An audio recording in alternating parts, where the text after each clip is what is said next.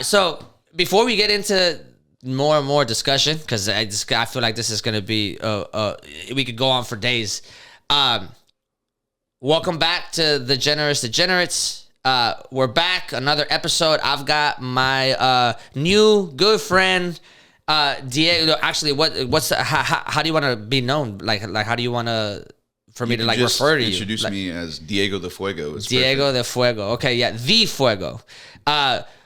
Austin DJ. We linked up this past week. We worked together, and yeah, man. Tell everybody who you are. Like, this is your camera back here, so tell everybody. What's good, yo? I'm Diego. I go by DJ Diego the Fuego. I'm a DJ in Austin, Texas. I've been out here for the past couple of years. I'm a producer, also instrumentalist, and yeah, I do events here in Austin, trying to build community. And big shout out to the Degenerates for having me on this podcast. Our pleasure, It's been a pleasure. It's been a pleasure getting to know you, man. Yeah, man. Our pleasure for sure. We were at Marlowe. And we were partying, bro. Your set is sick, dude. I was like, yo, this is like lit, bro. Like it's hard to find. I mean, obviously you can go on YouTube and just look up DJ sets, but like it's hard to find local DJs that like will have like a combination of a lot of different styles and genres all at once. Like I think at some point in your set there was like some Brazilian funk, Brazil funk, yeah, I'm sure there's like nuances, that you can school everybody on, absolutely. But like it was just interesting to see, dude. Like, what's been your talk us through? I've got a pin on that like support online conversation that I'm gonna bring back in a little bit, but talk us through like how you became a DJ. What's your So I have a background in music. Like I've been a musician my whole life. I played trumpet starting when like at 11 years old. Fire. So I was like a band nerd. I was like a band geek in middle school, high school. I like did marching band.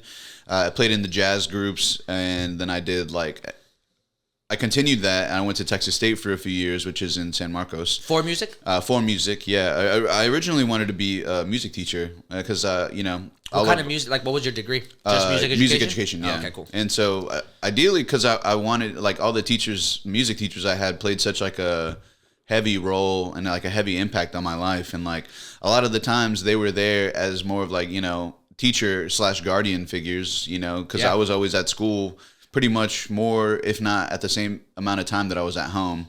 And so, growing up, like, I had, parents that both worked jobs all day also. So it was like, I was either like hanging out at school, I was at school, hanging out with friends at school, or like, the band community was such like a little like tight little group too. So this is here in Austin, or you're talking about San Marcos? This is in San Marcos too. But like, even like starting in high school, kind of seeing that, like, just having that impact from them that kind of inspired me to go to Texas State and start doing music and stuff like that. Yeah. And so then, like I pretty much played pretty much since I was 11, pretty much all the way up until like now. Recently, I kind of just stopped.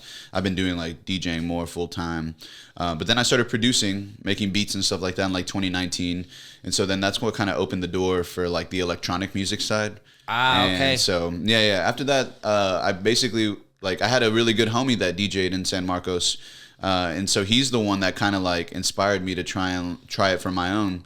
And did you learn how to DJ in San Marcos? Like, had you never DJ'd before, and then you like? I like started picking it up because I think my homie tried to show me a couple things, and then it wasn't until like a couple of like maybe I would say like during the pandemic is when it happened, and I like basically picked up a DJ board, kind of like something like a side hobby, and so then I just taught myself how to DJ with just. How long did it take you?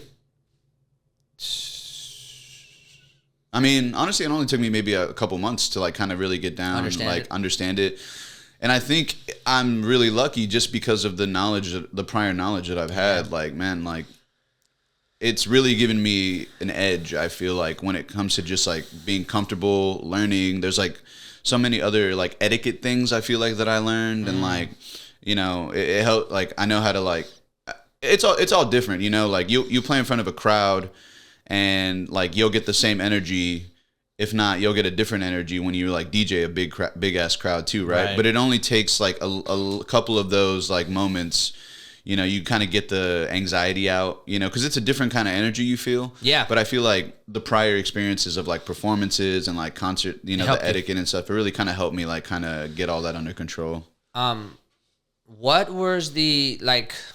I feel like DJing is one of the most underappreciated art forms ever, because DJs are the least paid almost all the time, especially in the hip hop side. Right. You know, DJing as an art form started with hip hop as one of the four pillars, right? Yeah, as like, yeah. you know, DJ, graffiti, b-boying, and MCing. And the DJ kind of like became a background thing, whereas like the DJ was the main star when hip hop started, because it was the block parties. Like Kool Herc was like putting together these block parties, and the rapper, the MC, their job was to talk about how good the DJ was, and somehow along the way we lost the plot. Well, I was gonna say, you know what I mean? It definitely started out like that too, but then, you know, when you get into like the discussion of like discotheques and like, you know, like those kind of clubs too, it's funny because their whole, like in the 80s and stuff like that, like some like on some like dance club vibes, you know, they tried their hardest to like keep the DJ in the background. Like it wasn't about, like, you couldn't even see the booth sometimes. And like, it's funny because there's like a bar, Barbarella's, there's one here in Austin. And that's kind of how the DJ booth is like mimicked. Like the DJ's in there, you can't really see him unless you like go into the booth kind of vibe. But like that's how it is kind of focused on, you know, just the crowd. So, you know, it's definitely very like, I think now though, I don't know if it's just me being a DJ and kind of like seeing the network of DJs, especially like online and stuff like that. I definitely feel like it's definitely got its place back with, you know, just being up there. It's definitely a little oversaturated also, you know. I feel like maybe that's just me being in the, you know, in the space too, but I kind of get that too though, because like you'll get things like everybody's a podcaster now, or everybody's an influencer now, everybody's a DJ they've now. Got something. Everybody's literally. a photographer now, right? So, but I think that's the same with everything. I think that like, there's no way to like get around that fact that like we've just become, this is a new world that we live in. You know what I mean? What is your opinion on like the types of DJs? Like whenever you started DJing, did you want to be the kind of DJ that you are right now? Like, because even when it comes to like the board is different, like vinyl versus scratch, which is like scratching DJs, which again, me coming from, the b-boy community, the hip hop community, there was like so much praise for like being able to like scratch, and like, you know, that was like what a real DJ was. Turntablism for sure, right? But there are so many different ways that you can approach DJing nowadays that like it incorporates an element of technique for sure, right?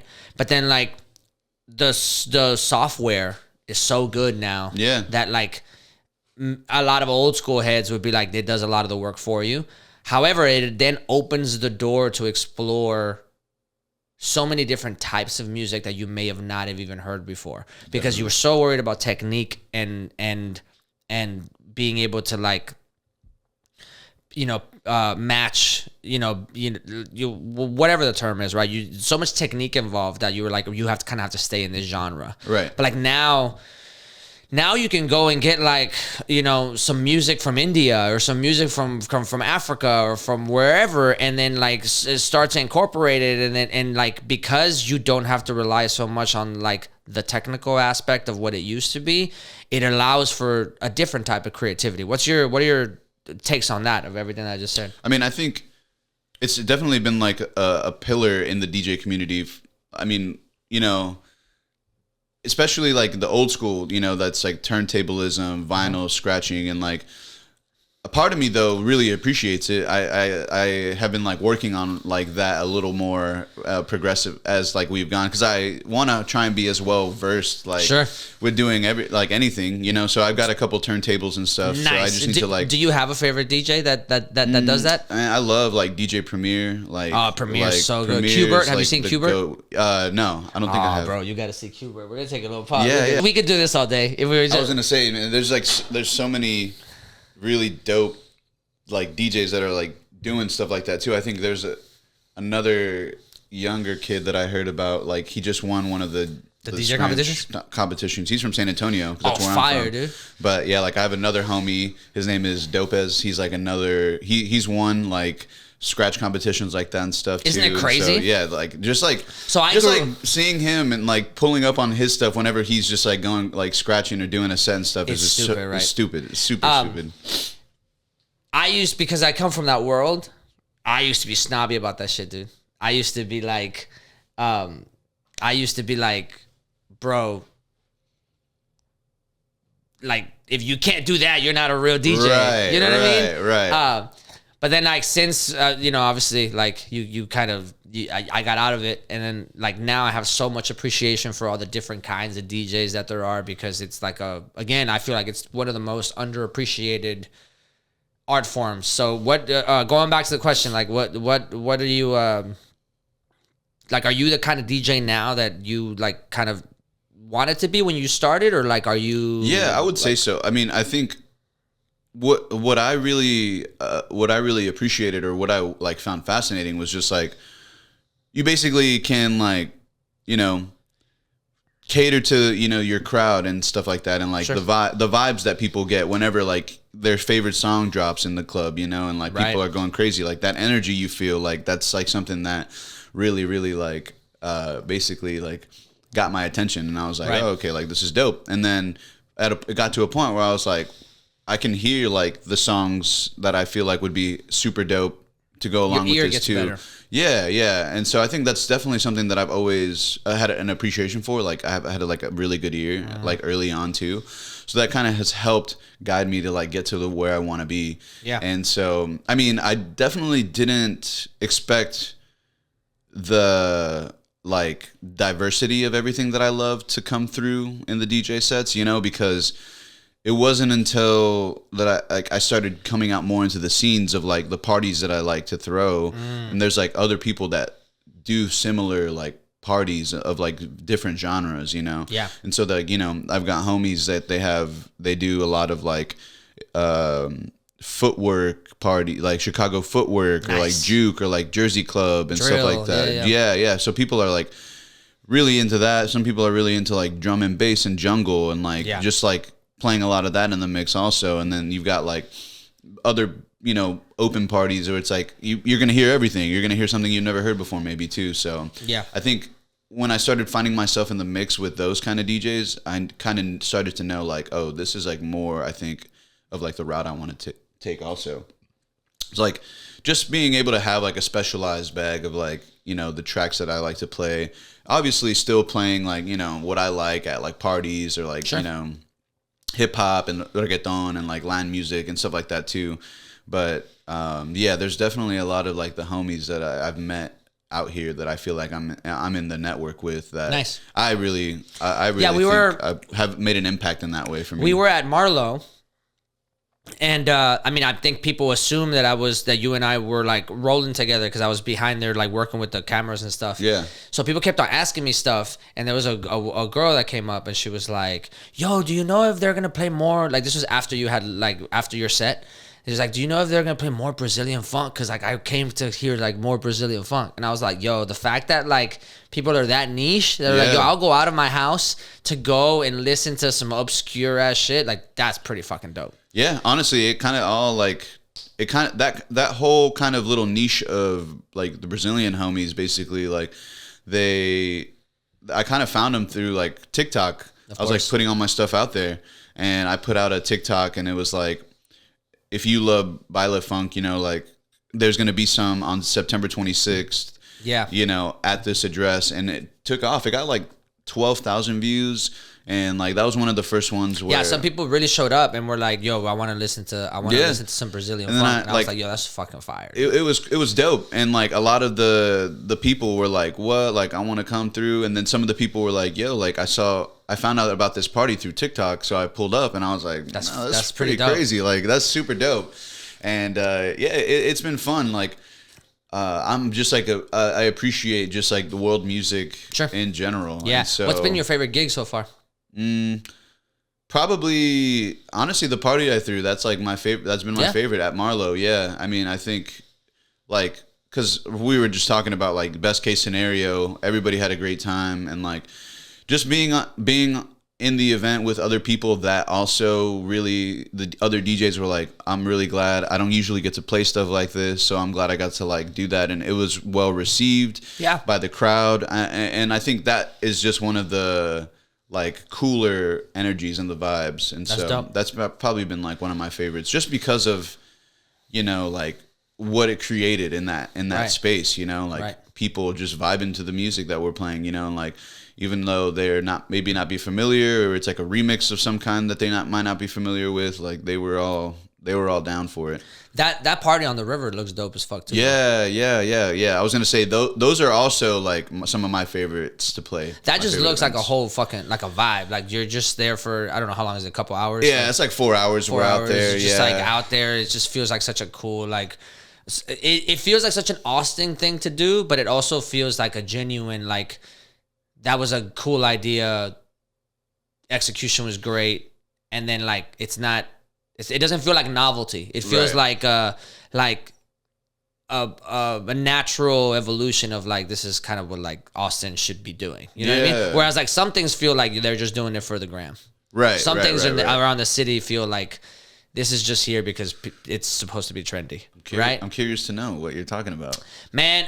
My biggest take on those kinds of things is the bars. Like sometimes there'll be pop-up bars, or like a new concept for a bar will come out. Right. And I'm like, this is very inauthentic.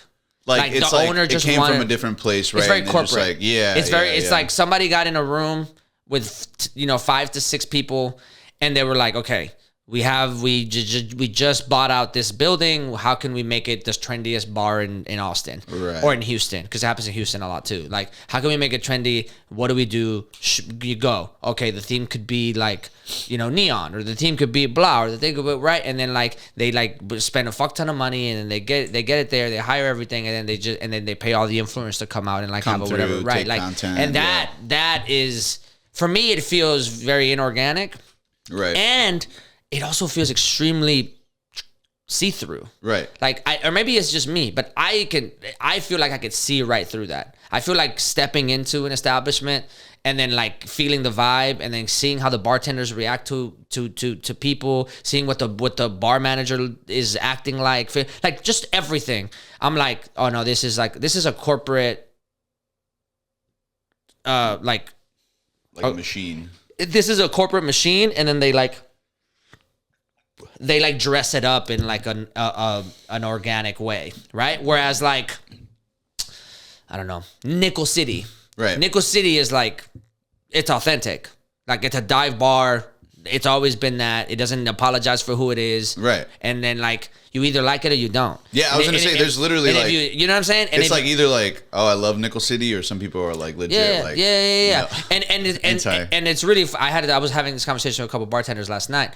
I was like, when they franchise, because there's a Nickel City in Houston now too, and I think there's one in Dallas. But the Nickel City in Houston is not as good as the Nickel City here. Right. The Nickel City in Houston feels like a concept, and good for them. The owners of Nickel City could probably are franchising, or they're diversifying. They're trying to make more money. Yeah. Great, good for them, because the Nickel City here prints money like stupid.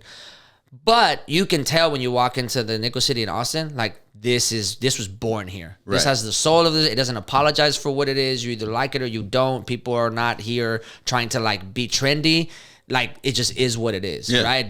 There's no, like, it doesn't have to be bigger. It doesn't have to be small. It's just like, you fuck with me or don't fuck with me, but I'm here. You know what I mean? Right. I was gonna say, it's definitely like one of those staples out here. It's like, I mean, it lives in the heart of like a good area of that town too, but like it's literally like a lot of people's, you know, they're fucking like their haven, you know. It's like where they're in there day in, like, you know. Whereas there's a whole bunch of bars on 6th Street, right? That actually 6th Street is probably a great example, because the turnover there is so crazy. There's a bar that will be called this one time, and then it'll be called something else names, like a month later, right? And then you have like Casino El Camino there that is like, no. Yeah. This is who we are. We've been 6th Street all day. For real, no matter what, you're not getting rid of us. Whatever happens outside of this door, it'll evolve into whatever, and it'll always be UT and like young inspired, but like we are who we are, period. I love Casino. And that's like That's what I mean about like the authenticity versus like you're a corporate Same soul. with And then, La Perla on East. Oh, yeah. On East 6. It's Yeah, like yeah. literally like one of the like OG spots that's been out there too. Like it's really dope. Like you walk in there and it's, you know, super homey. Yeah. You know, like super like authentic though. Yeah. And it just kind of like lives on that corner for real. And it's Yeah. like Cisco's right across is Right. like another like I haven't been there. historical Mexican spot too. You can go get really dope food. nice. But yeah. Shout out La Perla. Shout out Cisco's. No, man, for we're real. about to create some business for these people. Yeah, for yeah. real. It's dope. It's those are some of the like obviously those OG are the Austin places, spots, yeah. OG Austin spots that I know more of, right? Like, Right. you know, I've been in Austin like a couple years now, like the past like 5 years already. So it's Are you it's originally from interesting. Austin? I'm from San Antonio. Oh, okay, So- cool. Oh, we could start a hot take there. Let's deviate from the music for a second. Who has better food, San Antonio or Austin? What kind? I mean, like Mexican food. In general, all the way around. Austin Grade has it. a more diverse selection of food.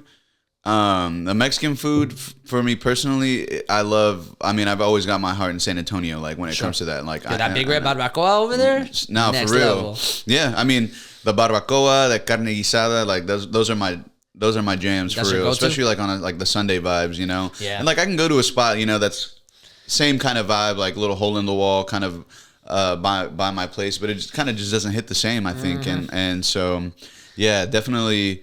There's more of like a diversity of other like different kinds of food, which Here. I really like here in Austin. Yeah, and so like that's kind of what I really appreciated about it too. And so yeah, just as far as the better food, I would say though, like To San Antonio. San Antonio. Have you been to Houston a lot? Haven't been to Houston as much, but I know like I've Houston heard food, about the dude. Houston food Houston though, man. food I is- can't even lie. Houston food is next level, dude. I just this Friday I did an episode with Daniel over there at Lyft, and he went on a whole thing about how Houston food is the best food in Texas. Honestly, I mean, I feel like from what I've heard about it too, just because of the diversity factor too, like We're gonna have to go down dope there, dude. spots. Yeah, let me know. I let still me know. got a place down there, and like all my homies are over there. Like I was raised in that city.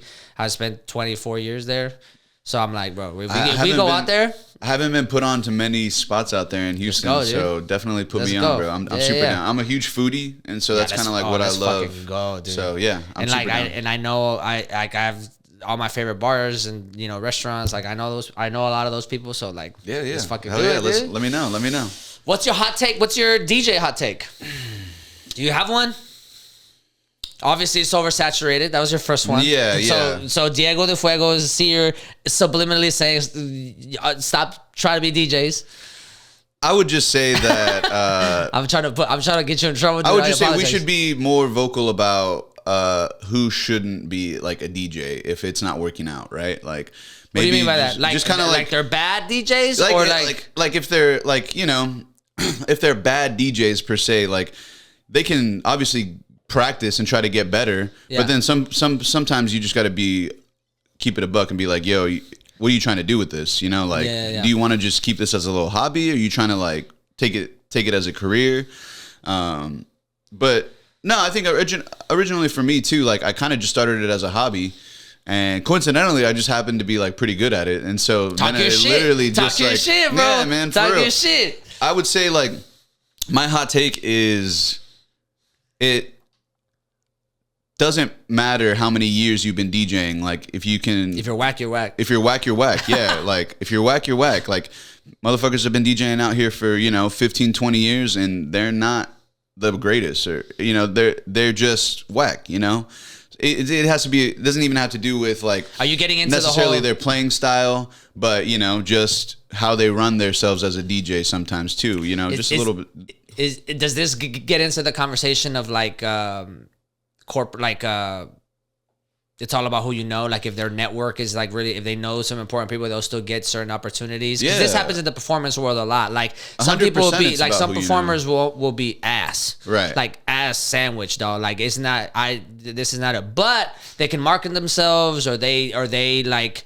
are really attractive, or their Instagram is popping or whatever, and then they're plugged in, but then you go and look at what they do and you're like, that's not, as like a true person that's for the art, that's like, that's not that good, dude. Yeah. So is it the same for DJs? I would say so. I think it's definitely like kind of clear when you can, like, and it's not like terrible. You can really tell when a DJ's like been messing up if you can like consistently hear them like cutting or like breaking, like there's a break in between the sets, right?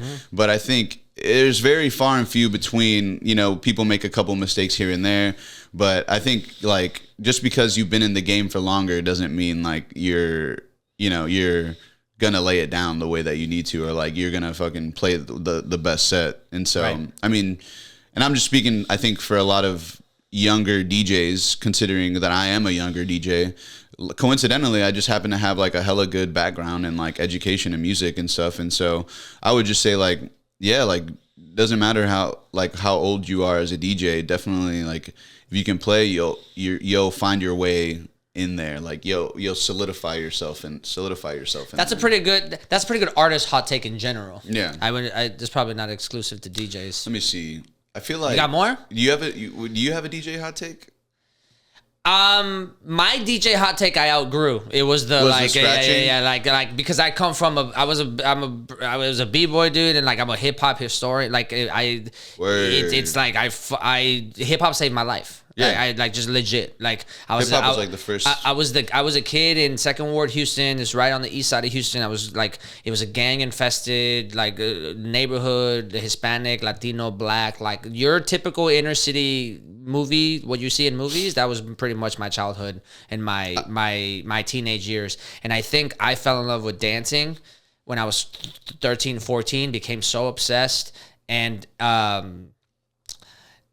got so good that I was able to like put myself in certain situations. People gave me opportunities. I was able to tour. So like from 16 years old all the way to like 24, I was pretty much like traveling a lot. And had it not been for me falling in love with that, I don't think I would have survived. I legit think like I would have either been like dead from a drug overdose, or I think I would have been in jail. Like there's no way around it, because that was the fate for most of the people that I grew up around. Do you know what I mean? So it was the kind of thing where, looking back on it retrospectively, the opportunities, the people that were involved in that community that really took me under their wing and were like, look, like you're young, you're talented. I'm gonna show you what to do and what not to do, and like we're gonna take you out. And we're gonna travel together. We're gonna go to LA. We're gonna go to all these cultures. With traveling, I met like people from California. Went to New York. Went to the Mecca. Went to like the fucking where it started, right? And became like even more obsessed. Met my first like Muslim community. Met like Jamaican people in Jamaica, Queens. Met like, so all these cultures that I would have never been around, that have informed my, like now look, as a 33-year-old dude, have informed my way of life, have informed the way that I see manhood, or the way that I see relationships. It's informed my political view. It's informed the way that I think about, you know, when like in politics they try to like other people because they don't understand those experiences. Like I've been around, you know, I've been in jams and you know, b-boying with the DJs through hip hop music, where like in the circle, in the cypher, there is me, a Mexican dude from Houston that's an immigrant. There's a guy that's Jewish. There's a guy that's Muslim. There's a guy that's Black. There's a guy that's Haitian. There's a guy, right? And we can't really communicate language-wise, but we're all in the cypher. We're giving each other props. We like each other's style. I'm like, it's the first time that I ever experienced like true diversity and true like connection without ever having to like talk about memories or who you are as a person. Like it was just mutual respect and like a bond through an artistic experience. Right. And it saved my life. I think it changed everything about who I am. So my DJ hot take stems from that, where I was like a big like purist about it. Like, you know, you're either this kind of DJ or like that's not real DJing, right? But I think I've outgrown that, and I don't know that much about DJs, the nooks and crannies, the nuances. For me to like actually have a hot take. Now I'm just like, if I'm around a DJ and they're playing some dope ass music, because I like all types of music, then I'll fucks with that DJ. You know what I mean? Yeah, yeah. So it's real easy for me. If I walk in and you're playing like Beach House from the '90s, and I like, I'm fucking with you. If I walk in and you're doing this like if it's a coffee shop and you're playing nothing but like Colombian salsa or Colombian funk or Japanese funk, Yeah. right? Like I'm gonna fuck with you because that's dope as fuck. Like Right. you're into some cool shit or whatever, right? Or you're at it's like a wine night and you're playing like a whole bunch of like deep cut bossa nova. I'm fuck with you. Some You know dope what I mean? stuff for real. Yeah. So like it doesn't necessarily have to be a party DJ that I fuck with. I just like you probably like a lot of world music.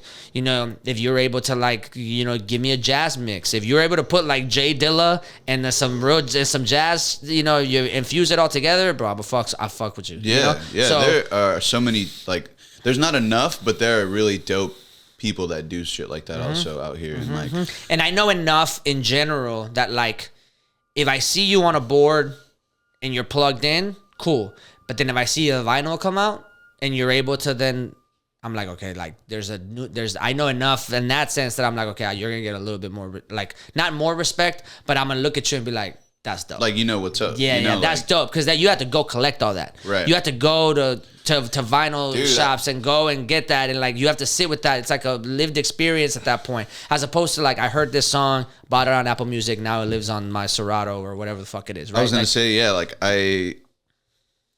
one of the hot takes that I actually put out on the Threads app. It's like it's like kind of like the Instagram. Yo, Threads Twitter. right now is just as good as Twitter was whenever Twitter was like at a peak. Threads is crazy. Just Threads is so good. The fact that I feel like it outreaches towards more people. Like you just be finding people's threads and like they just be popping up on your. Yeah, the algorithm is so much better there. Right? It is really crazy because I think I was just one of the hot takes I did put out. I put it out on Threads and I said like I was like DJs, and then I said the normal person, like normal everyday person that doesn't have any musical experience, they don't care that you transition songs out of key, like they're not in the same key basically. Right.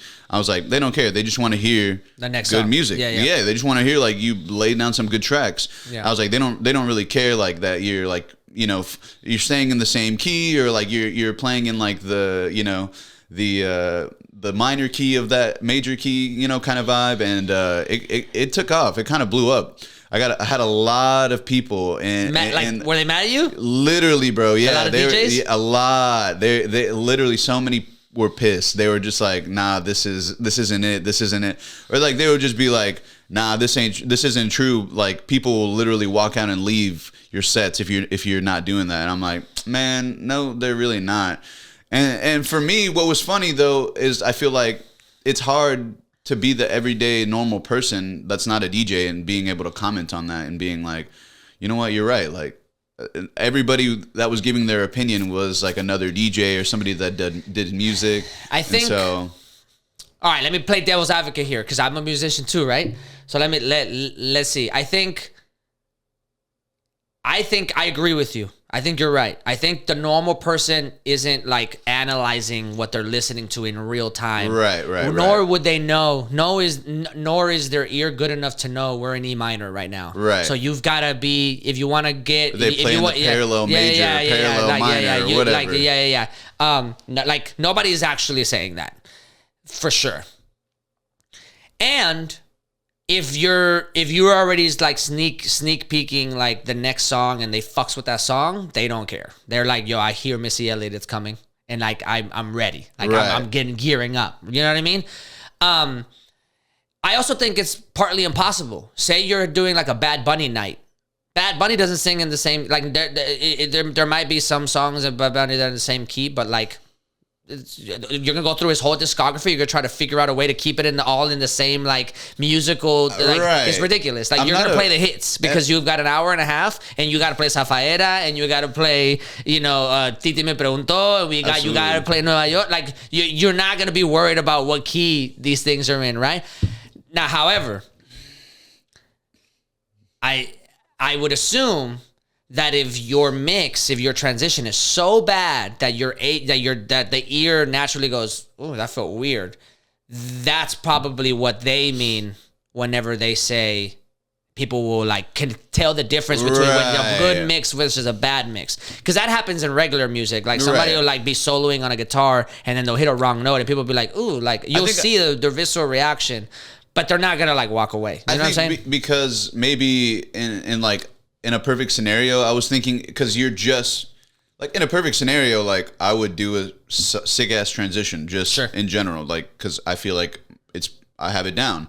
And so I think I meant just like in that instance, like if I have one going in C minor, I have one going in E minor, right? Like let's just say, and like I can still transition them well, even though they're out of key, you know, like, but like even when you transition them well, the crowd is going to react positively, right? They're not going to be like, oh wait, like this is another song that's in a different key, like this doesn't sound right. Yeah, and also on a musical level, just to get like even more music theory nerd, like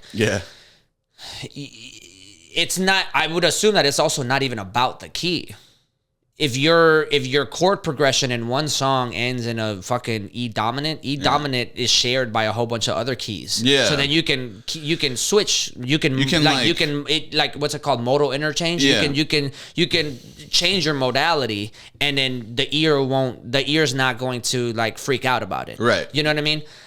So I think that there's probably like, you know, some even more like deep musical thing there. The other thing though, which I think makes me feel like you're even more right, is that if you were doing musical analysis, if I was in my room right now and I was like, let me analyze Bach or Beethoven, and like you're sitting there like trying to figure out what the fuck is going on. I've done that before. It's brutal, but also like there's a time and a place, right? And like you're trying to there's a specific utility and function for that, right?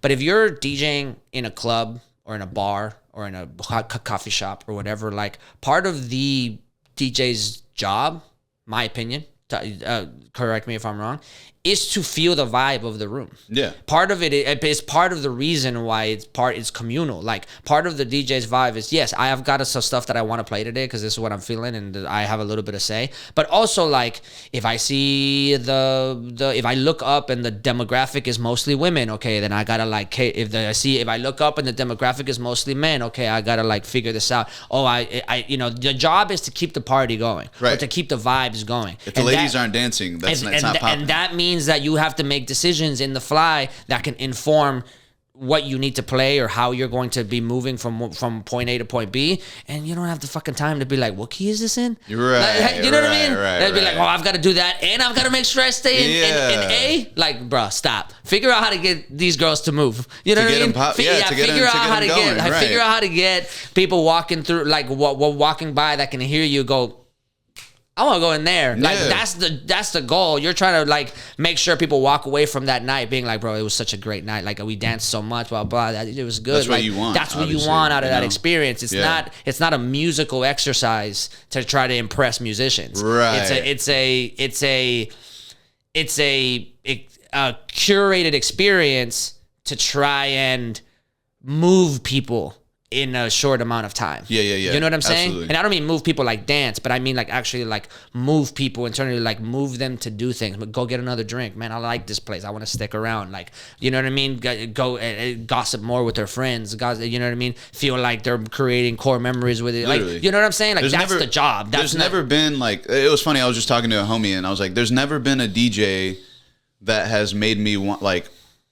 There's been DJs that played music that has made me want to like dance, made me want to get more drinks, but there's never been a DJ that's gotten on the mic and verbally been like, yo, we got more drinks, we got blah, blah, blah. Like, there's never been a DJ that's like influenced me in that way because it's all through like the music, you know, and also it's all through the music. So that's a good point. I feel like some DJs do too much talking on the mic, you know, and it's a little more, the DJs are a little more accessible, but then you start playing some stuff and you like start playing some good shit and then they start coming up to you, like they give you like the little dap or, you know, on the side and they're like, yeah, that was clean. I'm like, okay, yeah, for sure. Like this is working. And I've always been like a type that I feel like empathetically, like always feels the energy in that way of like rooms and stuff. And so I think that's been like, I've been using that to my advantage of just being like kind of just trying to read the room a little bit better. I think I have like a really solid ability of like feeling out the vibe. Yeah, you're pretty good at that. And trying to just like make sure that, you know, I can get some people dancing or I can at least get a reaction from like, the girls to get them start dancing, because that's kind of like what I really like base everything off of. Also, especially like in the club level, Yeah, a DJ's overall energy is also very important. Yeah, you know what I mean? Because if you're likable and you're up there, and people are like, yo, I want to like, this person looks like they're having a good time. They're like, like energy is infectious. Right. You know what I'm saying? So if you look like you're having a great time and it almost makes people, it gives them permission to be like, yo, I want to have as much, I want to have such a good time that I look like that dude. For sure. And you know what I mean? So then like it becomes like it infects the room, and you're just like, yo, this is where we're at. This is it. We're in the flow. Yeah. Now. That's something I've been working on, is just trying to like be more like external with the energy that I have and stuff, because like inside, like I'm obviously having a great time, but I want the people to see that, and I want them to feel comfortable enough to be like, oh, you know what, like let's get up and dance, like let's really like try and like have a good time. We're all dancing, everybody's having a good time. That's what I want to create. It works the same with like live bands too, because like you don't know what people are going through. You don't know if somebody had a shit day. You don't know if somebody had a great day. You don't know if somebody like is, you know what I mean? Like where they are. So your job is to, as a performer, as an entertainer, is to come in and say, all right, don't know what happened with these 50 people in this room today. Some of you may be here, some of you may be there, but like we're gonna try to all get to the same place. And like it's a journey. Elevate. Yeah, we're on this journey together, basically. Yeah. That's about as much DJ hot takes that I have. Okay. I don't know if you have more. We can go music. I have music hot takes. I have musical hot takes for sure. I mean, I guess right now we could talk about Bad Bunny in the Super Bowl if you want. Yeah, absolutely. How you feel about that? It's amazing. I love it. I think it's great. I should ask white people about it. Yeah, I asked Daniel, like, you keep asking Hispanics. Of course, we're gonna be like, yeah, we're gonna love Bad Bunny. Yeah, of course. I mean, obviously, it's hilarious to see the people that are like in shambles over it. Fucking shambles. Literally, bro. like shambles. It's like never have I seen a group of people more sensitive. Yeah, 100%. It's got them to fucking stop talking about a lot of things and start talking about like literally focus on the Bad Bunny. Yo, bro, Charlie Kirk don't matter no more. It's literally, I saw something like that, and they were like, "That's the quickest way that people have ever gotten off the Charlie Kirk onto the Bad Bunny shit." And they're like, they're done after that. So I'm like, yo, sorry, bro. But I mean, no, man. I mean, it doesn't make any sense. Like, it just doesn't make any sense to hate on that just because you can't understand the language that is coming out of this person's mouth, right? And like, sometimes I don't understand Bad Bunny. Literally, though, it's like just Puerto Ricans speak very specific, Sometimes there's like English English music that you can't even understand sometimes what they're saying either. But I love watching the videos of people. They're against it, and they're like, oh well, I mean. He does, like, obviously he's doing great. He's been on a like just a generational run, insane. And then they're like, oh well, he's from Puerto Rico, and they're like, oh well, Puerto Rico is like U.S. territory. It's like he's an American citizen. He's an American citizen also. So like you can't really like say shit about that. At all. Like, it's hilarious. So it is hilarious. I have a hot take about Bad Bunny though. It's not even a hot take in a bad way, but I think. The reason why he's so popular, why he's a global act. So I'm gonna put it to you like this. Remember in the late 90s, early 2000s, were you able to, from like 95 to like maybe 2010, let's say 2010, 2012. Did you ever go out and like go clubbing? No, I don't think so. I was young. Okay, so you remember the old hip hop music videos where like it would look like when the rappers walked into the club, everybody was dancing. Yeah. And everything was like you went up and you like, oh my god, that girl's hot. You went and go talk to her, but everybody was dancing. So that you ended the music video, everybody was dancing and vibing or whatever, right? Somewhere along the way into the 2020s, right?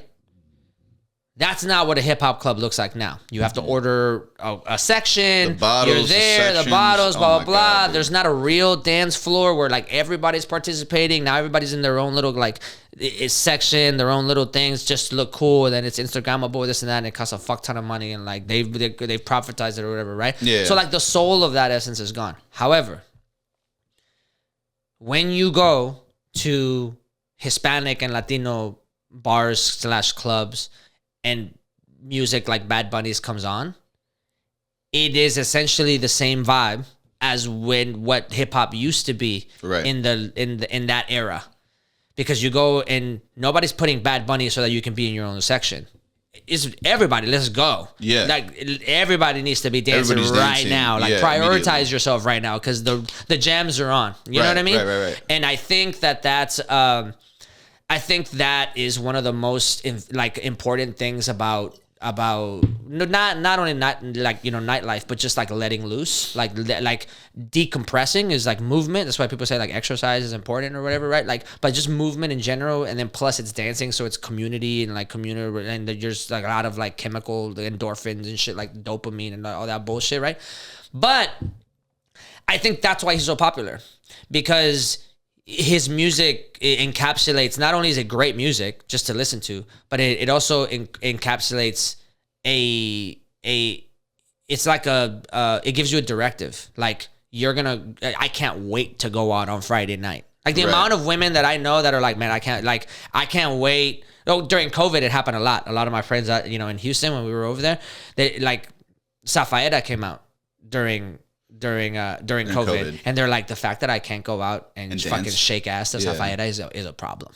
You know what I mean? I was gonna say, man, the pandemic I think really kind of added to that, like the scarcity of people on the dance floor. I think because it like basically skipped a whole little generation of people that never experienced that, and so then it's like almost awkward for them to come out and try and like do that and like learn. But like you go out. But I will say, take away all the bottle sections, take away all the VIP shit, take away all of that, take away the sections, like just put the dance floor back. Like all that other stuff is it's too excessive. But like when you go to like a Hispanic Latino club, what's that bar that we ended up at last Saturday? It's right down the street from Mala Vida. No. We all like saw each other there again after your run at the on the E6 bar. Where was that? Oh, there's like another bar on the corner where it was just a Latin DJ. Oh, Hotel Vegas. Was it there? Yeah. Okay, so they were just playing like Bad Bunny and reggaeton like the entire night, bro. It was lit. Yeah. But we were just dancing the entire fucking time. Yeah. You know what I mean? The Latin nights are hella popular there. Yeah, dude. Real. Like, I mean, the Latin DJs, like they have the following also, man. Like the people that love. Because people want to go out and they want to go and dance and like, you know what I'm saying? And that's where you get a lot of the like men will come out and be like, man, I want to go talk to her, which is like something that you don't see like in the dating community right now. There's just like, why don't men want to go up to women anymore? Why don't, you know what I mean? Well, that's not a problem on the right. At least in the way that I see it, at least with my experience, I'm like, that's not a problem in the Hispanic Latin areas. No, yeah, I don't think so at all. You know what Especially I mean? like somebody that is like not active in the dating scene, but just active in the scene in general. Where like I'm just meeting single, people. So like right. sometimes I go. Right. Like I enjoy talking to a beautiful lady. Like and I want to let them know like, hey, I think you're beautiful. Like, of course, what's good. Can I get what's your name? Like, you live here? Just some small talk and like. It's nice because I feel like I can kind of gauge when like enough is enough. Also, and being like, oh, okay, well, obviously, like let's. Yeah, you're not into me. I'll see you later. Yeah, right. So you can kind of like still be cool, but I think it's like the moments are too short, and life is too short to not let a beautiful lady know. Like that is true. Yeah, that is true. Yeah. But also know whenever. You got to get out of that situation. Yeah, don't be weird about it. Don't be weird about it. Don't be weird about it for real, because there's, being a DJ, I have seen too many weird people. Just I'm just like, man, like, why are you being like? If she's not into you, you should be able to know.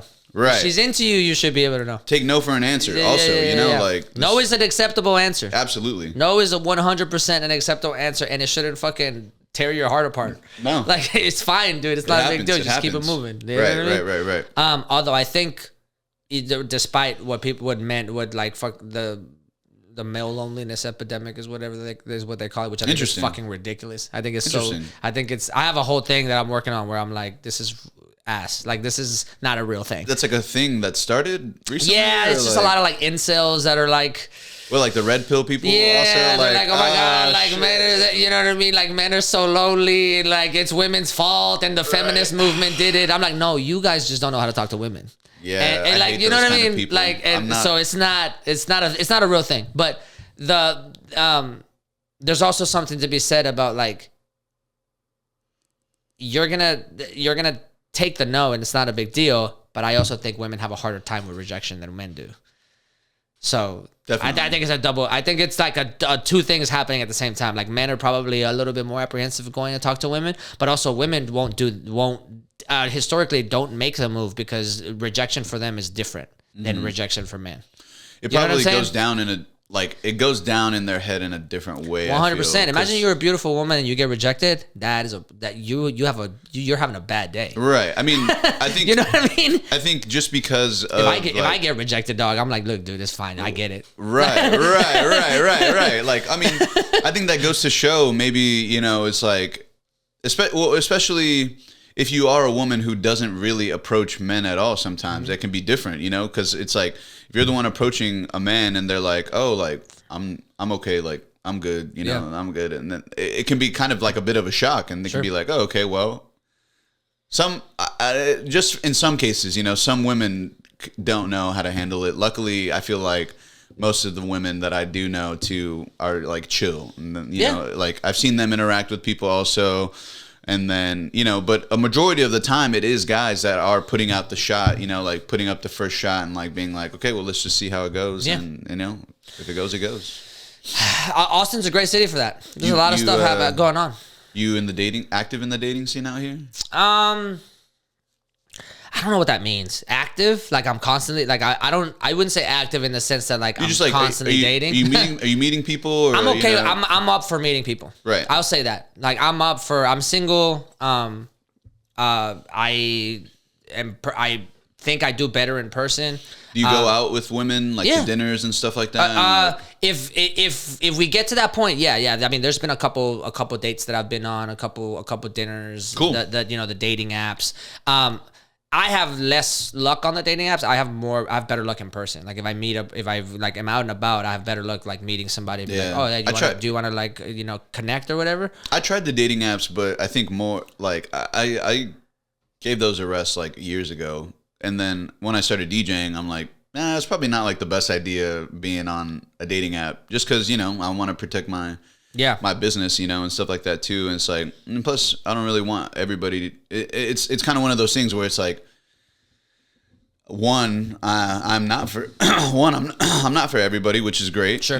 But it's also one of those things where it's like, I don't want that to be an accessible thing, being like, oh, like interesting, you can just find them on Tinder or right. Bumble or whatever. Yeah, I think it just depends. Like for me, I'll speak like the framing of it is weird for me. Like I've been in really deep, meaningful relationships, so I know what that feels like. And I've also been in like casual, frivolous, that they don't really mean anything. Right. And we're just kind of like seeing each other to see each other. And that's great too. They both have a time and a place. But I think for me, it's really weird. So like to answer your, if somebody asks like, hey, are you single? I'll be like, yes. Like, hey, are you out there dating?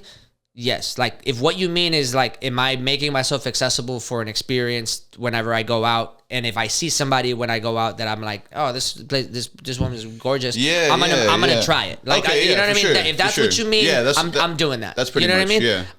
But if what you mean is like, I'm looking for a long-term relationship, or like, are you looking for something serious, or looking for something like, I don't know how to answer that question. Yeah. Because in my mind, I'm like, why is that even something that you're thinking about?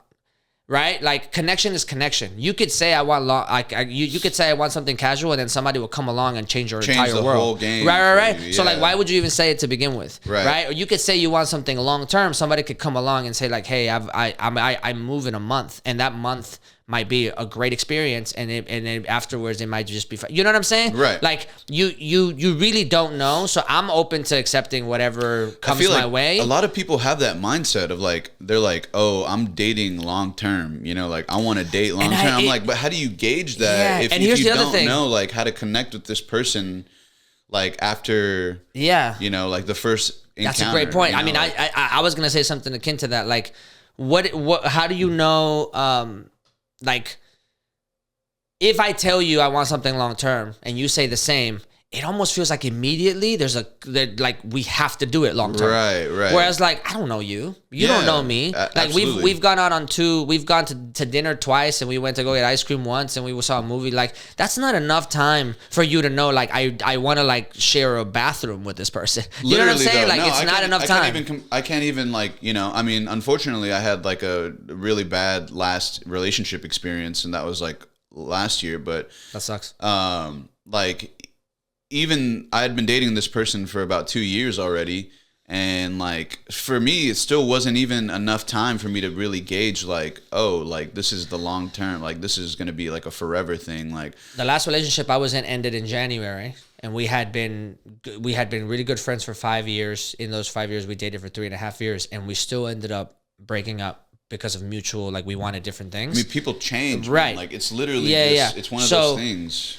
And I thought that it was going to head towards like something even more serious. We were already serious, but I thought it was going to keep going and going, and it didn't. Like, so in my mind, whenever people were like, "Are you looking for something serious?" and I'm like, "I don't know, dude. I don't. If somebody comes to my life tomorrow and I'm really vibing with them and it's going great, I'm going to be looking forward to Friday. We're going to go out to eat on Friday. I'm going to be looking forward to the next day if we're going to, you know what I mean? I'm going to be looking forward to all of the things that are going. But if somewhere along the way, at any point of those times, that early, something happens, she says something about herself, or I say something about myself, and either one of us realize like, oh, I kind of don't like that. We have the full authority and freedom to be like, hey, it's still early. Like, we're still figuring out if this is what we want. Yeah. You know what I mean? But I mean, I think so. Like, if she says something that I didn't like, or her, her views or her worldview is something that I'm like, oh, I don't think I feel with that, or like even something even more like, she wants kids and I don't want kids, or I want kids and she doesn't want kids. Like, I'm within my right to be like, okay, you're a great person. I know we've gone out like a couple times, but like this is where I want my life to go, and I don't want to waste your time. Right. You know what I'm saying? Yeah. And it's still so early. I may have wanted it to be serious, but like it ended up being short. Mm-hmm. So for me saying it, is where the problem is, because I don't want to like commit myself to something that like, and then get disappointed when I don't get it. Whereas I can just accept whatever comes my way and feel like I have enough to offer up front, and then like whatever happens, if I decide to go that route, that's where we go. If it doesn't go that route, then we don't go that route. It's not a big deal. You know what I'm saying? Yeah. But that's why I always have a hard time with that question. No, I get you. Yeah. I mean, I think a lot of people, I mean, especially now, like in Austin, people are dating, and a lot of people, their complaint is like, oh, I want it to date because I want something to be long term. But it's like, how do you like know that you're going to get into something long term if that's like your only thing that you're like wanting to do? Obviously you got to like build, and that like takes work, and like you said, like you can get to the point where you got to you can like be vocal about not liking this, and it's like either you like work on it together or you figure something out, or it's like just not gonna work out the way that you wanted to. I think if I had a dating hot take, I think that most people date because they're lonely and they don't like feeling alone. I think a lot of people, this is not exclusive to men or women, this is both. Like, I think a lot of people have never sat down with the reality of how to be okay being by themselves. And I think that most people make compromises to the things that they really want because they don't want to feel alone. Mm. You know what I mean? Because the idea like of being alone. Yeah. So like women that would otherwise quote unquote deserve more might settle because they're like, well, I either settle and have somebody here now, or I wait and risk never finding that because my standards are a little bit higher. And if I do that, then I'm going to feel the weight of loneliness. Word. And then they'll make that compromise. And I think men do the same.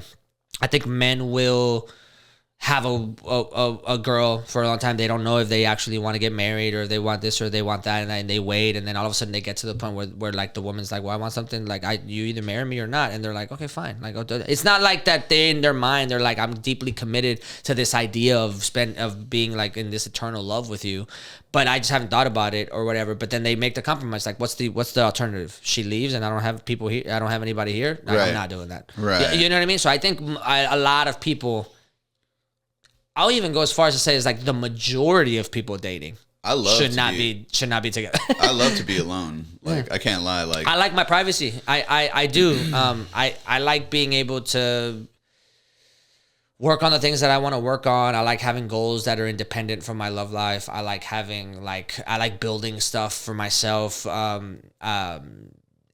I think like if I spend my entire time thinking about my self-worth and linking it to whether another person that I can't control likes me or not, I just never feels like it doesn't feel like it's a good recipe, and I'm not productive at all.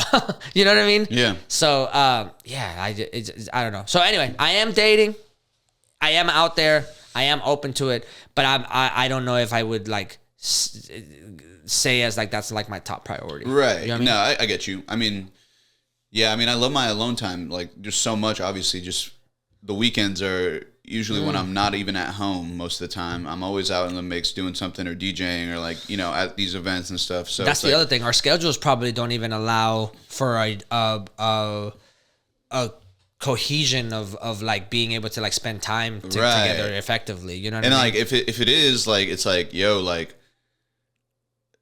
you probably did meet somebody in the mix at the hours that you operate at, right, on the weekends, and it's like, yo, like, this is like gonna be my life basically for the next, like, you know, foreseeable future, foreseeable future, like, and so, you know, it all depends if you really like want somebody to be involved. You know, obviously they've got their own thing, they're doing their own thing in the nightlife, or you know, the networking, you know, the mix, and so, you know, it's kind of hard to like have that. Like my last relationship that I had, like, she was always working 'cause she was a chef. She was always working on the weekends and stuff like that. And so she was always busy doing that. And then the last thing that she wanted to do sometimes was just come out and like hang out, which is fine. Like, I'm like, you just literally work like 12 hours. Like, you for real. But also it's one of those things where you try to gauge, and I'm going to be, it didn't get to this point, but it's like, some people are like, oh, like, are you going to keep going out? And I'm like, yeah, I'll keep going out because, I mean, I have to. I mean, I feel like I have to slide and like show support or show face. You know, I feel like that's something that's important in the, especially if you want to make it as a DJ. Right, like right. Your connections and how good you are everywhere in the entertainment nightlife is like the most important. I mean, you said it yourself earlier, right? It's like it's all about the connections that you make and like who you know in 100%. That way. So 100%. Do you have any music hot takes? Like general music, like in general? When it comes to like overall music or like specific music, specific artists. How do you feel about ACL? Do you like it? Do you not like it? Like, ACL has never like been in like, it's never been attractive to me. Just, you know, the lineups have been, you know, kind of just far from, they've been chill. I feel like they get a lot of the same artists to come back on the lineups. And like, have you been? I've never been, but yeah, like even the times when I moved to Austin and stuff like that, I was like here for ACL, like during the ACL times living here, it's fine. Like it's just not something that I feel like is important enough for me. I mean, I've been to other festivals too, which is crazy. Like I love music festivals, but yeah, like just the same kind of lineups. I'm like, it's maybe not the best, you know. And so that's where I'm more kind of right on the fact of like, yo, if I got any homies that got connect, like slide me in and I'll go. You know, like slide me in and I'll go and I'll enjoy it, obviously. But I don't know if it's something I would willingly want to pay, you know, $700 for. Yeah, that type of shit. You know, so crazy. Yeah, I mean, I've done like a couple of other festivals that I really enjoyed. I did Electric Forest for the first time this year, which was hella fire. That's over there in it's in Roxbury, Michigan. Mm-hmm. So it's like in this basically like, I forgot how many acres of land, but it's in this basically big ass forest. It's a big I think my sister's gone. EDM festival, yeah. And a friend of mine, she had went before, and so she like invited me to come out, and it was a really, really dope experience. Did you to enjoy it or to play? To enjoy. Oh, okay. Yeah, I would love to play. That'd be fire too, huh? That's something that I'm trying to do, is like trying to figure out how to get into like the festival kind of the festival course or like festival lineups and stuff, and doing sets like that. Yeah, I think it'd be super, super dope. But yeah. What's your favorite genre to DJ? Probably like honestly, I love hip hop. I love like some good throwbacks. I mean, I love some like a good ratchet moment if I'm being real. You know, like I don't know. Hip hop has been like my first love. Like since I grew up. All right, let's go. Let's do it. If hip hop's what we're gonna talk about, give me Mount Rushmore. My Mount Rushmore of rappers. Rappers, yeah. God rappers, damn it. rappers, not lyricists. I have to make that good. Rappers, not lyricists.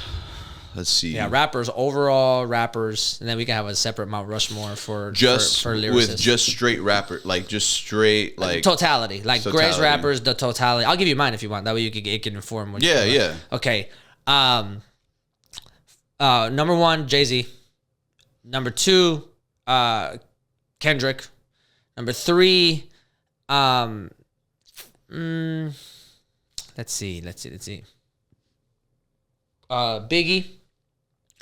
And number 4, let's see.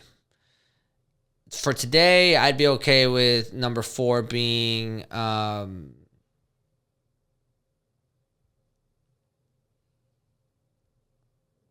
Eminem. Eminem. Yeah, that's a good one. Yeah. And that's totality. Like that's like sales, impact, artistic integrity. Okay. Like, you know what I mean? In general, top 4, like a Mount Rushmore lyricist though. That's a different. I've got Black Thought on there. Right. Yeah. I've got Lupe Fiasco. Oh, Lupe. I've got Aesop Rock and MF Doom. Oh, fire. That's a good one. Yeah. I would say rappers. Let's see. I would definitely do like Lil Wayne. Tupac, okay, is up there for me. Kanye's up there for me. Oh, that's a tough one. 100%. And then, how do you justify? Okay, finish it. I would probably go Jay-Z. Okay. Also, yeah. How do you justify putting Kanye on the top on the Mount Rushmore hip hop artists with like knowing that a lot of his stuff wasn't written by him?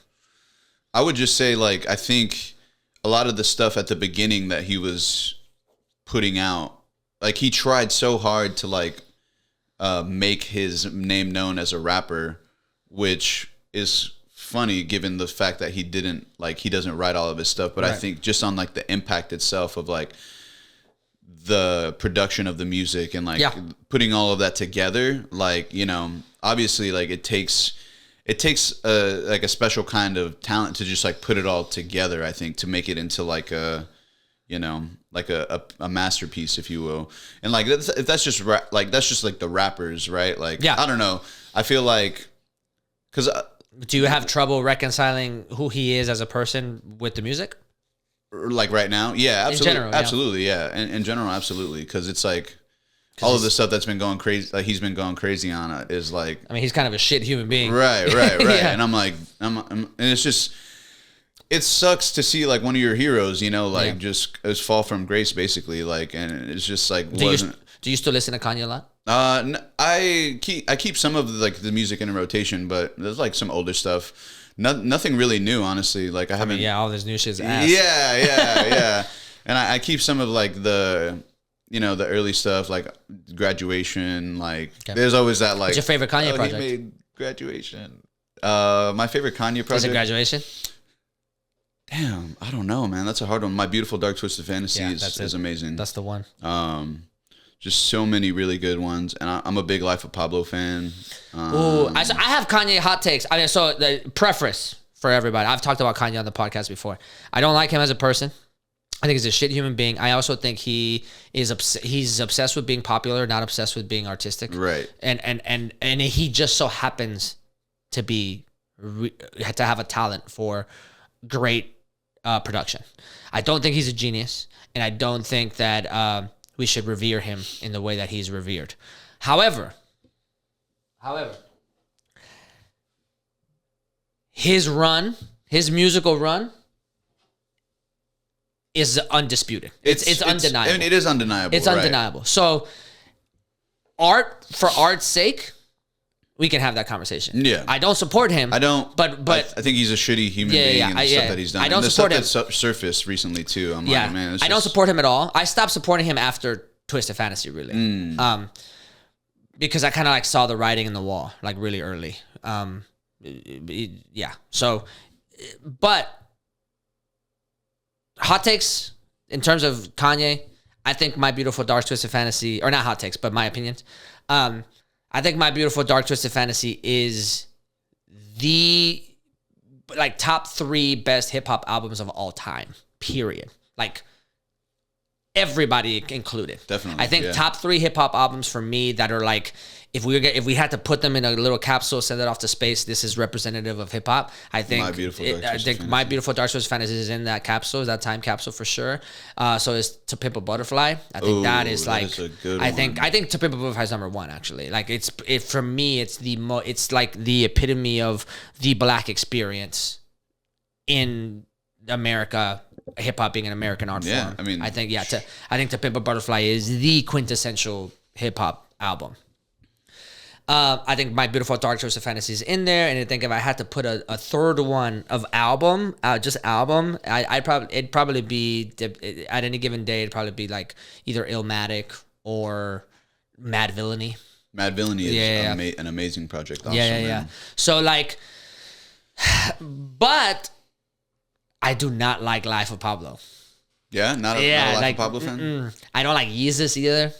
I like Yeezus also. I mean, I think they're dope. Like My Beautiful Dark Twisted Fantasy's up there. Yeezus is just like, I feel like you could spin that today, obviously, and there's like just so many things that were just ahead of the time for like the sound. Oh, no, yeah. I think 808s was definitely ahead of his time. Right, 808s was definitely... Right. I personally don't like fuck with 808s like that either, but I do think it was like I do think that it's like ahead of his time. And as a DJ, if I was a DJ, I'd probably like 808s because it'd probably give me a like good starting point for like a lot of things that I want to do. So you probably use that shit like nonstop. Yeah. Right.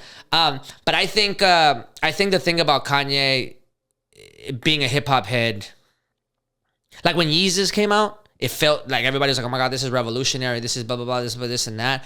Like, in my mind, I'm like, it wasn't. Like, Death Grips has been around. There's been a lot of, like... I fuck with Death Grips also. Yeah, like, there's a lot of underground hip-hop music that was, like, in a lot of ways, like, not even derivative of Yeezus. Like, Yeezus is a straight bad, like, worse copy of it. You think so? You know, yeah. In the same way that Drake House album is annoying honestly, as fuck. Yeah. Because I'm like, that's not real house music. Like real house music in a lot of ways sounds like, you know, very different. And there's some slaps on there. There's some slaps on there. There's some songs on there that like, I get it. Like, you know, it's cool. Whatever, right? But like, this is not a dance record. Dance records do not sound like this. I think in the mind, right, of like the people that it goes through, especially just like hearing about, you know, how you've developed over the time just as a musician, and like, and how your thoughts about, you know, just like from the DJing have developed also, right? Like it's definitely one of those things too, where it's like almost like, you know, like you're like, okay, I have an openness to this thing. You're still going to be critical of it, obviously, if you don't like it. But I found that like the less, you know, the more critical I've been, the more I've like kind of avoided some of that stuff, which I feel like as a DJ, well, for me right now, I try to like give everything a fair shot, and give everything a fair listen. What do you? Oh, sorry. Forgive me. Finish that thought. Oh no, that's all I was gonna say, and I feel like it's okay, obviously, to be critical of the stuff that you want to be critical. I think it's important to be like, hey, like, this might be good. This might actually not be really good. I really don't actually like it. I don't think it's great, you know? Yeah. And so I think it's important to obviously make that be known. Yeah. But I will say, like, for me personally, when I started to develop stuff like that, like, it's kind of like strayed me from listening to other similar projects or other similar, you know, types of music in that way. I think you make a great point in the sense that, like, depending what you're listening to music for is how open you should be to it. Right. Because I'm just listening to it as a consumer and as a I guess art critic maybe, right? And as a, like, looking at it on a culture perspective. But if I was a DJ, I think I'd probably play a lot more Kanye in my day to day. Yeah. You know what I'm saying? If I was a DJ, I don't even know if I've let like any Kanye records like in my sets loose. Like, there's one remix that I have that I like worked on, that I put out like an original edit that I like try to rinse and just like have a couple of things out there. But There's some like edits and stuff like Yeah, there's some like, stuff on Life of Pablo that I can one see of the as a DJ, like one of the DJs, Yerba Malita, she did like a Baile Funk remix. She's fire, of one by of the them. way. Yeah, she's amazing. Shout out amazing to selector. One of my favorite DJs. Shout out for to sure. Yerba Malita. Yerba Malita. We got your videos coming up soon. Yeah. Seriously. Yeah. Shout out to All Day Ray, another amazing homie. Yeah, he was fire too. We cooked up a track together that Nice. I'm like working on putting out. Nice. But yeah, sorry. I think you were meaning to Yeah, say yeah. something Like too. I think it, you know, the function of like how you're trying to listen to music for what purpose informs how you should be inclusive or not.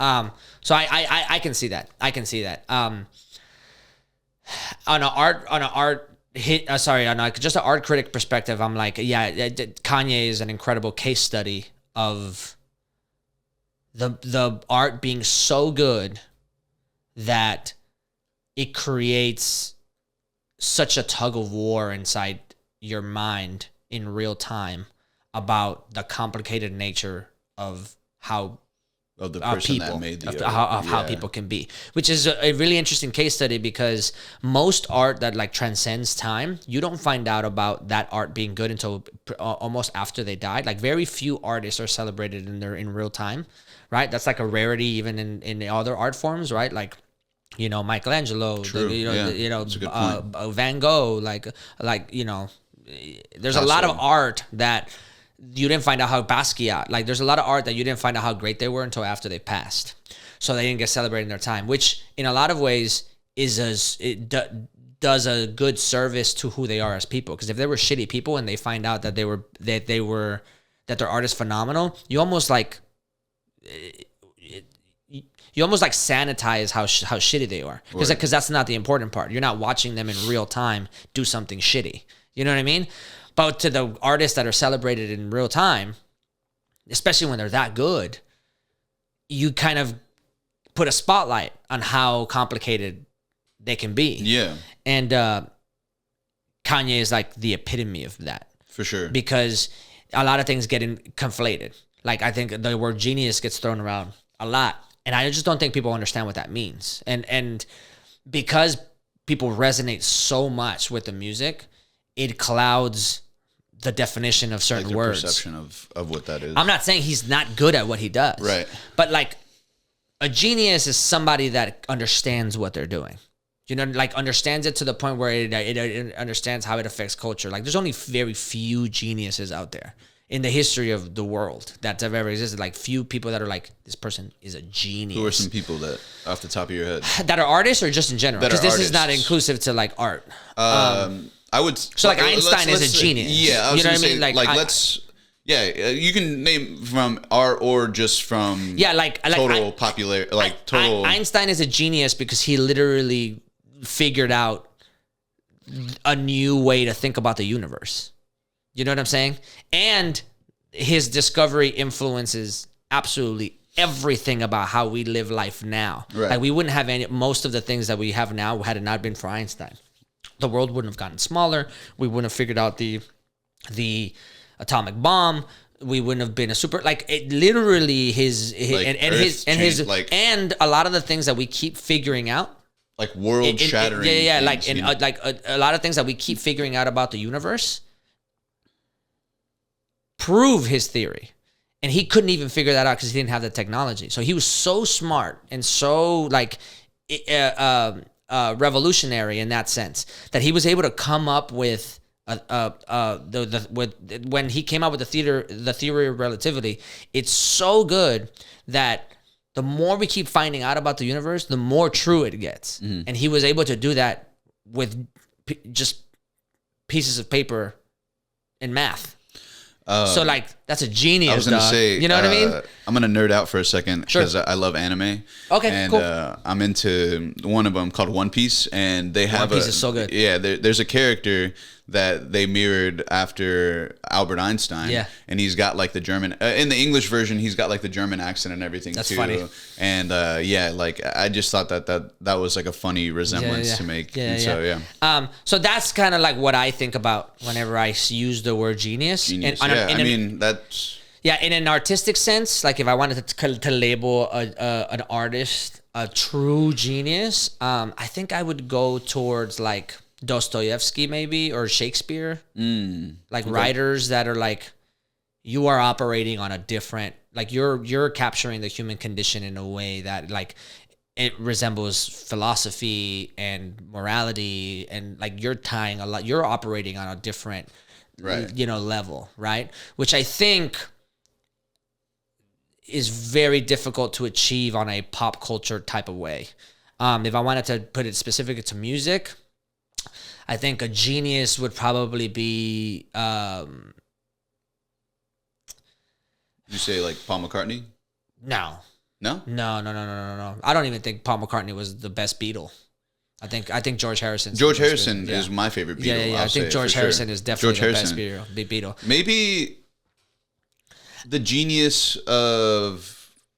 If what people mean by genius is that they came up with something that's so obvious that you wish you would have came up with it and it's so like intrinsic, then I guess if you've moved the definition like that, then there are plenty of people that fit that description. But for me, a genius is somebody that is very intentional with what they do. It's not an accident. You can't accidentally be a genius. You can't just like, it filtered through me and like I came up with this chord progression, just so happened to like, put these lyrics together. But then like you go into the studio, you didn't produce it. You didn't put the mics together. You didn't do the mastering. You didn't do that, right?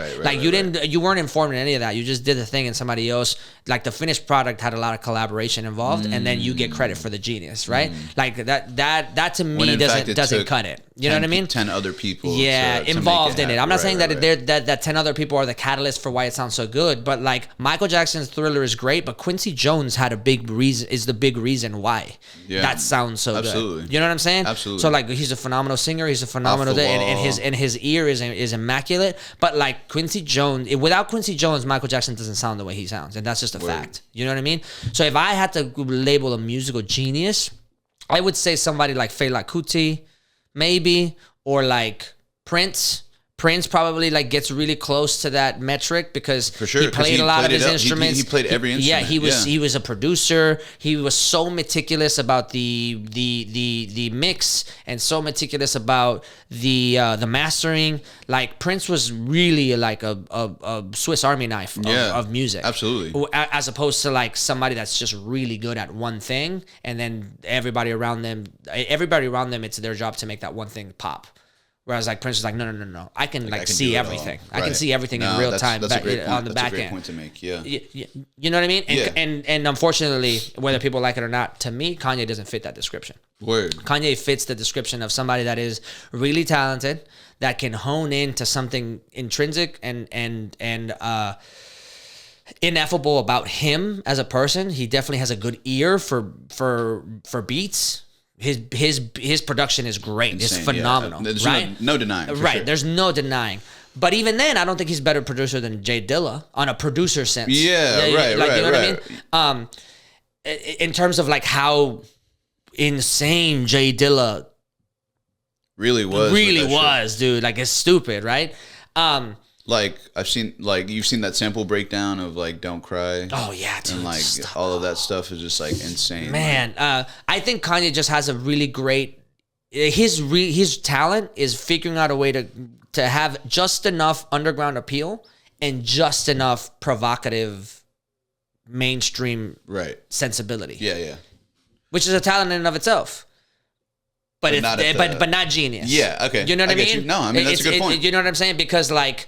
You have to have a certain level of simplicity there in order to capture a lot of people, right? Right. Genius is something people mostly don't understand, and that's really like you and I can try to explain to somebody that doesn't know anything about hip hop how great Jay Dilla is, and they still wouldn't understand. Right. You have to. The only way you can understand how good Jay Dilla was is if one, you like the music for starters, then you have a knack for underground hip hop, and you get. And then learn about what sampling. You learn about what beat making is. You have to learn about what the MPC 2000 so is. Intricate, that like by the regular viewer can't understand how good Jay Dilla was. But to the people that know and know how long it takes to get that good, let alone that good. Right. Now we're in territory of like, you are such a such an intentional, deliberate, artistic person, right. that it's next. You know what I'm saying? Yeah. No, man. I mean, Jimi Hendrix, maybe. Right. Jimi I would be Hendrix. lying if I said I didn't want to like achieve like some higher levels of stuff with my producing We and my all do. DJing and stuff. You know, like, and that's something. I think I include that. I think I included Kanye because I feel like a lot of people that obviously, you know, they followed the story of like how he came up and then when he made it, right? Like just that alone is hella inspiring, you know? Yeah. No, he's definitely like, inspirational. Right. His story, like people being enamored with his story doesn't take away from the fact. Like, not at all. You know what I'm saying? I think also it's one of those things where coincidentally the music is just like top tier, right? And so it's just one of those things where I can give you plenty of good things about Kanye. Right. His tenacity. His perseverance, his ability to not give up. Like he got rejected so many times, and he's like, "No, I'm dope because I'm dope." I think like, that's what a lot of people kind of like really, you know. Obviously, it's like it is like commendable, right? Yeah, 100%. And so I think that's like that's what added to the appeal too. But the fact that most people want to be him because they resonate with the story does not a genius make. Right. You know what I mean? No, yeah, that makes sense. It just means that at a personal level, we would love that story. Yeah, who doesn't? absolutely. Who wouldn't want to be like? I mean, it's a real underdog story. Yeah. You know? It's a real underdog. Like grew up with nothing. Everybody wants to believe they have something inside them that will catapult them into major stardom.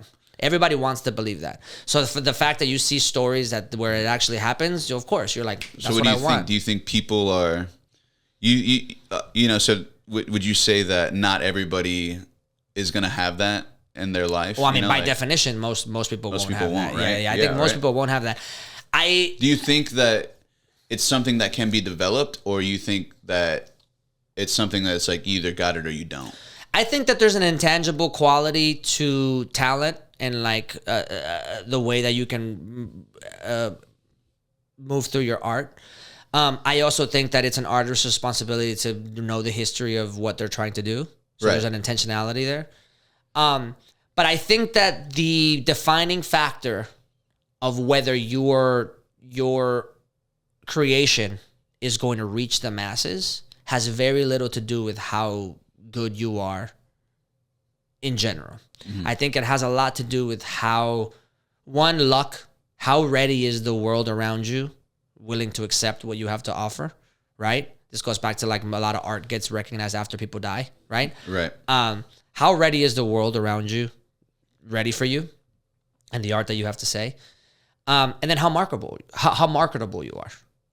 There needs to be, if you want to reach millions of people, there needs to be a machine working for you. You can't reach millions of people by yourself. Right. It's impossible. It's just like there's no way. Any person that you know has millions and millions of people that are tuning in to what they have to say, they did not do that by themselves. There is a machine behind them. There is a lot of people working really hard to get them and to get their name into certain conversations. Right. There's a lot of people working really hard to get quick collaborations with the right people. Like it's not, you could have the talent.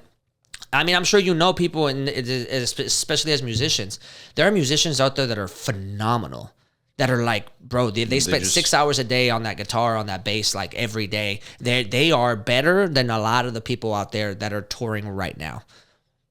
But they're not at the Jaco Pastorius level. They're not, touring and selling out stadiums. They're not even, they may not even be touring. Right. Right? They're just like, they're music teachers or they they're don't like, have the team basically. Because because that is a separate muscle. That is a separate thing that you have to not only be good at that, but you have to then be able to network. You have to be so sociable that you have to go. There's so many like soft skills that are involved with that you have to then deal with in order to like make sure that happens. And there's an argument to be made that the artistic integrity there is in jeopardy. Right. Because now you have to do the press run, and now you have to do that. You know what I mean? Now you have to do the press run and the releases, and now you have to put. Now if it flops, you get criticism, and now you can't. Now it feels like you have to appeal to. You had like a huge success. Hundreds of thousands now of the people. next project has to be just as big. Now you feel the pressure of having to like keep food on the table for all the people that work for you, and like you know what I mean. Like there's a thing about that may not even be the best.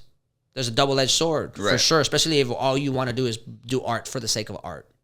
You know what I'm saying? That's kind of it is like it's a different world to put yourself in when you think that you want that thing so badly, right? And then it's like, oh, okay, well, you just created all of these other, you know. So I think there are a lot of people in this world that have the talent and that they should be seen. Right. I believe that. I think that there are I know a lot of these people that have such great minds, art, intentionality, that in my opinion, the world should know about them. But will the world know about them? That I can't be. I don't know, because there seems to be right place, right time, right sacrifices.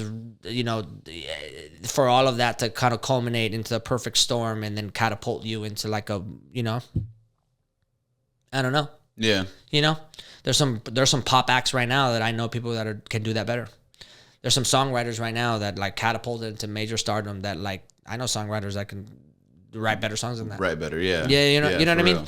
So I'm like, is it the talent that's gonna take you there? Is it the appeal? Do you have to be hot? Do you have to have a look that women want? Do you have to, like, so many like variables that are so not art related, that to ask like, do you think people have something inside that is so talent based that it's gonna catapult? I'm like, I think people have. I think a lot of artists have so much inside them that they, in my perfect world, the world should know about them because they're so great. Absolutely, yeah. Right? And I will support them. But I make it a priority to go and try to find that art. The accountant that just is trying to get out of the house on Friday night to go see you, like, they're not necessarily looking for that. How are you going to pierce it to them? Well, you need to put it on a billboard, and you need to put it on the radio, and you need to put, you know what I mean? You need to make it to where, like, that person is being seen with Kim Kardashian. Like, you need to put it in so many people's peripheral vision, right? So then people are like, I think I know who that is. You know how much money it takes for a random person to be like, I think I know who that is. There's people that have never heard of Bad Bunny. Yeah. You know what I mean? There's rural America voters that are now upset about Bad Bunny. Never heard Bad Bunny a day in their life. But now, because of the Super Bowl, peripherally, I know who Bad Bunny is. And Bad Bunny, like, how much money he's had to spend and sacrifice in order to get into the ear of Kansas. Think about how long that took. Yeah. You know what I mean? No, that's crazy. Yeah, for sure. So is it something inside? I think there's plenty of artists that are so good. I would love for them to be the fucking top of the top. Yeah, myself included. I would love to be able to like put something online and like 100,000 people would be like, "This is fucking dope." This is dope. And then like be able to like have a residency somewhere and play, or be able to sit down and have dope conversations with some dope ass people all the time. But will it happen if I don't do the back end work or this and that? You know, really tough. It's hard. It's really tough. It's hard. But I do think a lot of artists deserve it. I do think that there are a lot of artists out there that are beyond great. I think that's why like the social media platforms have been blowing up so much with just the exposure, like we were talking about earlier, like the TikTok stuff, man. Like if you can really like capitalize on that, literally, that's life changing over literally a few days if you really like keep on doing it. And so I think that's what a lot of people are looking to try and like that's the way, like that's what a lot of people are saying is like, oh, that's how you're gonna blow up. Yeah, for like, sure. The quickest, you know. And I hope it happens. Yeah, for sure. I hope so. Yeah. You know what I mean? I just want, I also just want, I want artists to make art that they want to make. Like, to enjoy what they want to do. Right? I there's nothing worse than feeling like, as an artist, there's nothing worse than feeling like I have to create or else. Right. You know what I mean? There's nothing better than feeling like I want to create and it's flowing out of me. And if you force me into the previous one, I don't know how good I'll be. You know what I mean? Yeah. So I just want that for artists all the way around. If you're a musician and I go watch you, like, I want to see you enjoy it, and I want to see you put it out when you want to put it out. Right. And if you don't want to put out something for 5 years, don't do it. I think that's what I like so much about having, you know, the capability to tell people like that play for the events that I do, also be like, play whatever you like, you want to play, like play whatever is you. And then having that like such a good like response from the crowd and like from the whole like grand scheme of things, just like, you know, that's in essence what true art form, like true art making is, you know? And like a lot of people rarely get to experience that as a musician, right? And so I think that's one of those things where it's like, the more that we can like keep making that happen, we can attempt to put a dent in like this kind of Small idea, dent, right? blemish, Like this yeah. idea of like the music game, and like how that works. And so, yeah. I mean, definitely got like a lot of big dreams in that way, like Good, wanting dude. to create Good. some stuff. And Well, you got a fan in me, and I believe in you. For those of you out there, the Degenerates and Diego are going to keep working together. You're about to see some more consistent content of us, partying around in the city, but also having a great time and building community, which I'm really excited about. Thank you so much for letting me, Thank you. Appreciate you, man. work together last weekend.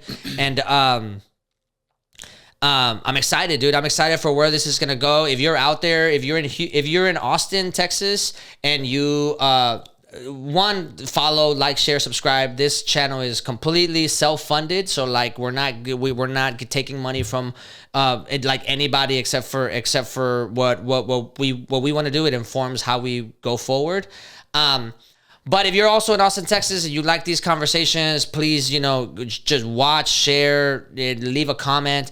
And then if you are in Austin, Texas, and you're now finding out about us, and you want to go and party, come say what's up, dude. Like, come to Diego the Fuego's events. Chances are he'll have a lot of dope ass DJs with him. Chances are I'll be there at some point. Community is gonna keep building. We would love your support. And come party with us. If you're in other cities, tell all of your homies to go to watch us, so that we can then go to your city, and we can pull up and and have a great time. For y'all, we just want to keep building. We on our side on the channel, we're gonna keep branching out, but we can't wait to continue with the with our collaboration, dude. Yeah. Like, why don't you go ahead and do your plug tell everybody where to find you, where they can find you, if you have anything coming up, and how they can get in contact with you. Cool. should they want to. Yeah, you can find me on Instagram at Diego the Fuego. You can follow my events page. It's called Off the Grid. That is the main party that I throw here in Austin at Off the Grid ATX. And yeah, I got some things coming soon. I got a Halloween party on the 31st at Daydreamer, which is like on the east side. We're going to do another Off the Grid series, so that should be really, really dope. I'm really looking forward to it. And let us know where you're at, and we'll come to a city near you. We'll post up, and we'll keep bringing some fire music and fire content for y'all. And thank you again to everybody who checked out the page.